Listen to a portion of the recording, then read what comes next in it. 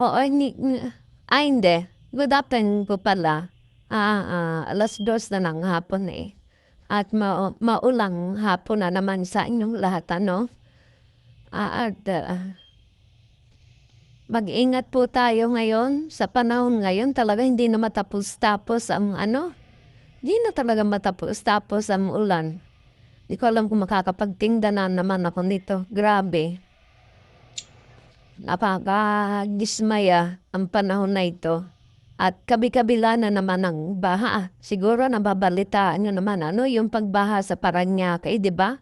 Grabe, ang dami pang basura, 'di ba? Galing talaga. Ang galing, 'di ba? At dito nga po ulit tayo, no? Magbibigay po tayo ng konting reaction at opinion dun sa comment kahapon na usigin ka sana ng budhi mo, sabi niya. Tapos kung hindi daw nahagip ng camera ni Sir Paul, 'di ba? Ah, hmm. Well, ano naman, yung sinabi niya, totoo naman yun na kung hindi nahagip ng camera, hindi natin makikilala ang ating Bebe Loves. Totoo yun. Pero, hindi naman ibig sabihin nun, 'di ba, sinabi na nga ni Bebe Loves na tumatanaw siya ng utang na loob. Paulit-ulit na lang yung baso na yan. Ano ba talaga ang gusto ninyo kay Bebe Loves? Gusto niyo ba lumuhod pa siya sa harap? At para sabihin na, Sir, Sir PB o Sir, salamat po at tumatanaw ako ng utang na loob. Gusto niyo po ba yung ganon? Wala naman po siyang, hindi naman niya po dinideny talaga na dahil kay Sir Paul, nakilala natin siya sa SOCMED. Totoo po yun. Pero mali naman po yung bawat segundo, bawat minuto ng ano kailangan nating sabihin na ganon yung tumatanaw siya ng utang loob. Kasi parang ano na yun parang hindi na ba totoo? Parang hindi na bukal sa loob mo.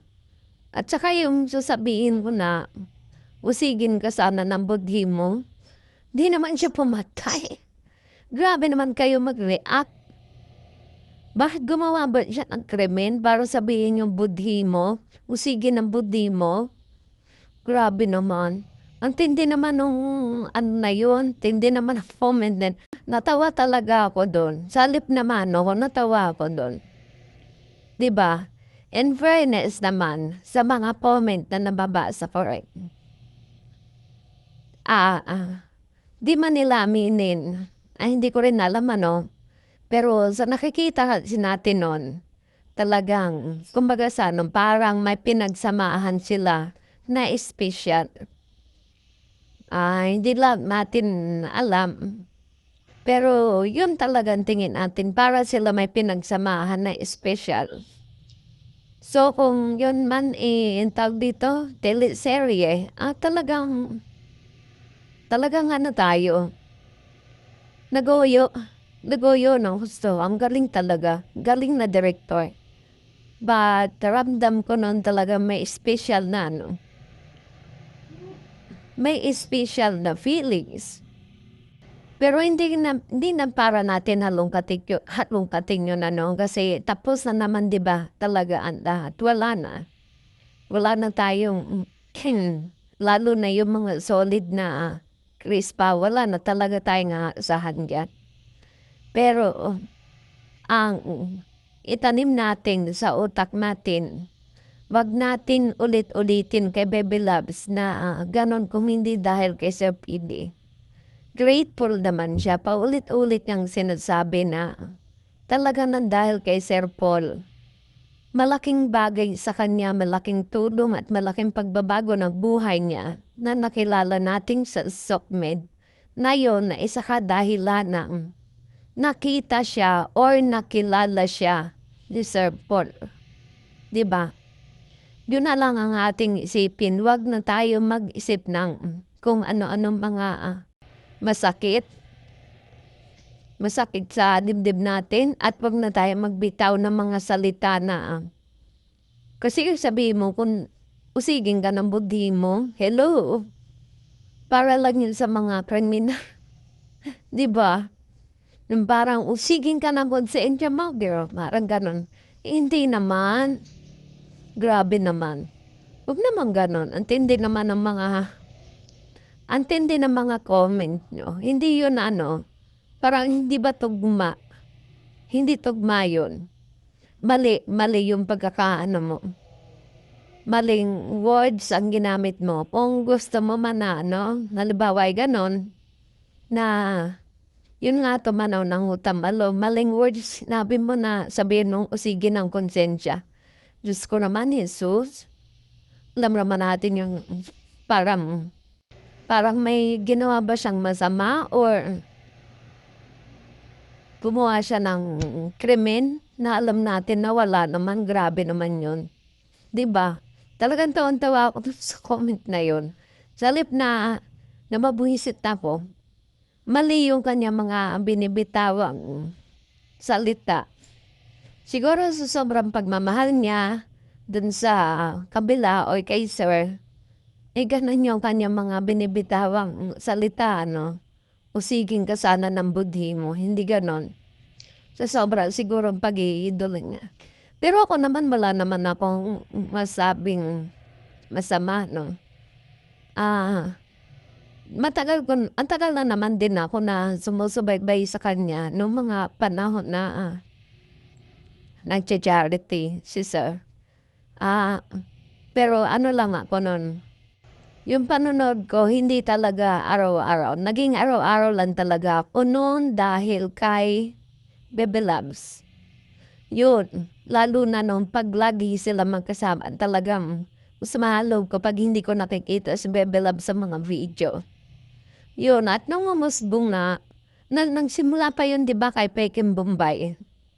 Nagsimula. Parang, di naman kasi ako kinikilig doon. Nung sila, walang ano ba sa akin. Ewan ko pero nakikita ko naman nun sa mga comment, marami rin kinikilig. Pero ako hindi. Nung nung kay Soy nung una hindi rin. Nung mga sumunod, doon ako kinilig. Pero nung nagtapat siya, doon sa hindi ako nun, hap-hap. 50-50. Kasi 'di ba, kung bilang babae, ewan ko lang sa inyo kasi iba talaga tayo na opinion eh. Sa akin kasi bilang babae, kasi parang hindi ba, hindi formal na gano'n. Pwede naman kayo mag-usap ng kayong dalawa lang, gano'n. Pero nung nakikita ko na kung paano niya i-treat, ay doon ako kinilig. Doon ako kinilig. Kasi doon mo mapipil mo na may something talaga. 'Di ba? Pero noon, yung hanggang sa pumunta sila ng Mindoro, doon mo mapipil yung halaga. Yung halaga ni Bebe Loves, noon ko talaga Pero yung movie, 'di ba?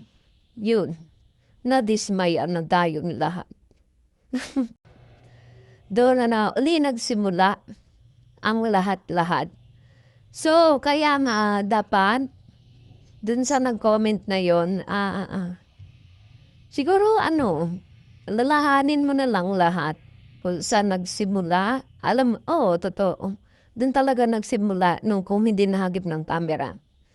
Pero kung ikaw ay maging makatwiran lamang, malalaman, kung bubuksan mo lang yung isipan mo, wag lang yung kabilang side, kung bubuksan mong isipan mo, bilang babae, ikaw babae, bilang babae, malalaman mo at masasabi mo kung tama ba ang lahat. 'Di ba? Ganon. At kung ganon ba, tama ba yung sinabi mo na comment na ganon. 'Di ba? Hindi tugma dun sa mga gusto mong iparating kay Bebe Loves. 'Di ba? Saka hindi niya deserve. Sinabi nga ni, hindi niya deserve na ibas ng ganon. Kasi, di natin alam ang buong katotohanan. Diba? Yun lang yun. Walang nakakaalam ng buong katotohanan kundi si Bebe Loves lang at saka yung kabilang side. So, ganun lang. Maging ano lang tayo, maging patas lang tayo. Huwag tayo magbigay ng conclusion na alam natin na makakasakit tayo ng kapwa. 'Di ba? Yun lang naman. At mag-ingat po lahat tayo, no? Magdala po tayo ng payong or kapote. At sobra, ang ulan ngayon talaga walang tigil, walang sawa.